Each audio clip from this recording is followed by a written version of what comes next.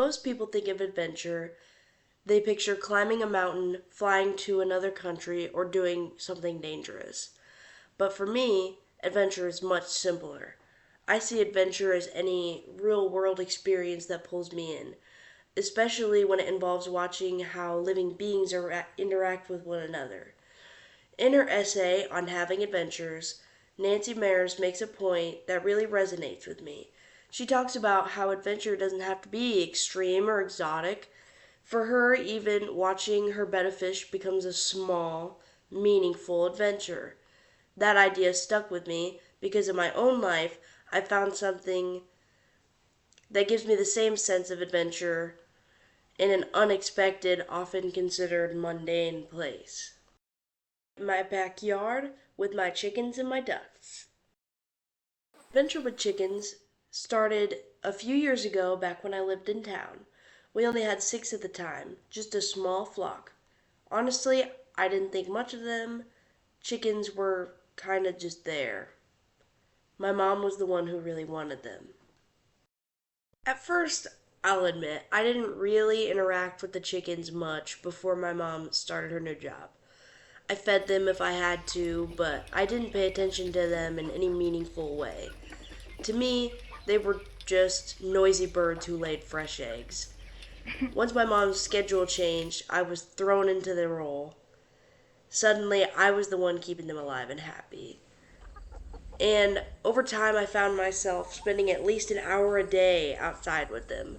Not just feeding them, but like really watching them and noticing their habits and their quirks and learning what makes each one unique. Caring for 30 chickens and 2 ducks is not a casual chore.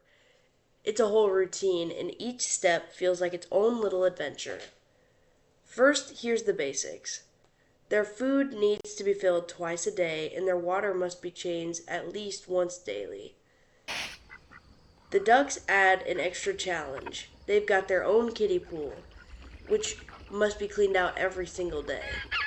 The ducks love water, but they also love making a mess, so that pool is crystal clear for about 4 minutes before it's muddy again. There's also some social drama within the coop. Chickens have a pecking order, but roosters sometimes take it a little far because of their mating practices. Part of my job is stepping in when the roosters get too aggressive. This means chasing the hens around, pulling feathers, and overall just stressing them out.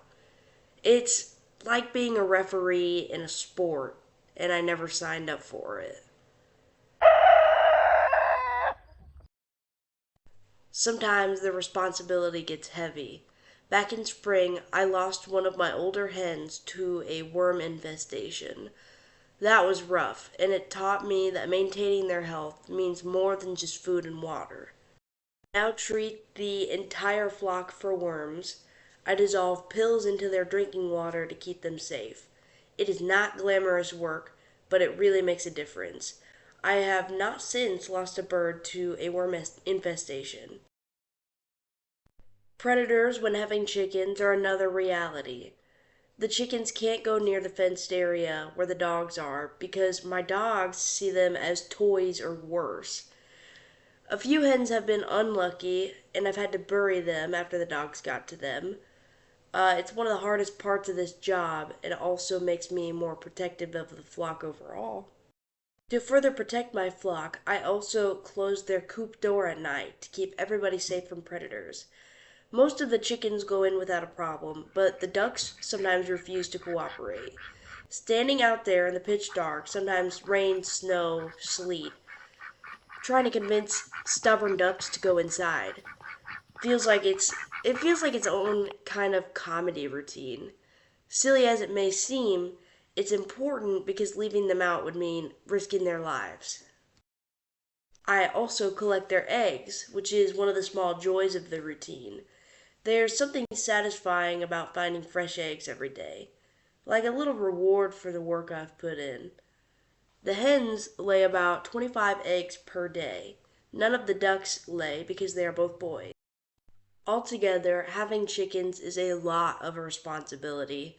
What I've realized is that all of these daily tasks that I do connect me more deeply to the chickens and ducks. Each small action is part of a much bigger story. Me stepping into a role I didn't ask for, but filled well. Now, let's talk about personalities. My flock is full of them. Take Red, the biggest rooster with the biggest heart. He's got this hilarious behavior where he'll pick up a piece of food, hold it in his beak, and offer it to the nearest hen for her to eat. He's a chivalrous gentleman. Then there's Hook, the mean rooster. He's the same breed of chicken as Red. The ducks have a whole system for dealing with him. They trail him around, keep an eye on him, and chase him off when he gets too aggressive toward the hens, almost like a feathered courtship council. I also have a rooster who's scientifically considered intersex. His name is Twinkle. He doesn't crow, doesn't mount hens, and lacks the typical behaviors we associate with roosters. Birds like this fall into a rare category where anatomical and hormonal variations cause male-like traits to appear in genetically female birds. According to Poultry Extension, scientists call this condition intersex. It's not just fascinating, it's a reminder of how much nature refuses to bend neatly into our expectations. On a much sweeter note, all of my birds, chickens and ducks alike, are comfortable enough to take food right from my hand. It's one of those small moments when I feel truly connected to them. I also keep an eye on the breeds in my flock. I've got some that are as tiny as quails and other that lay the most colorful eggs you can imagine. The OG hens from the old house run the coop like seasoned veterans. They're the bravest, the first to peck, and always the top of the pecking order.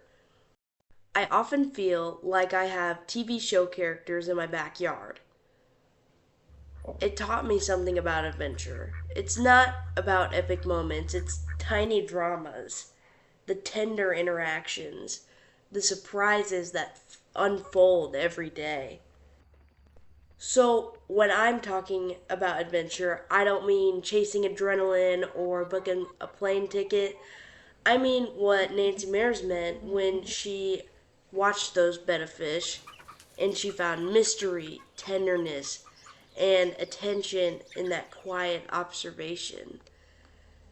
I find the same thing here watching feathers, beaks, and identities come alive. If you pause long enough to see the personalities, the routines, whether chickens, ducks, or any other part of your life, ordinary moments can become extraordinary. That's the real adventure.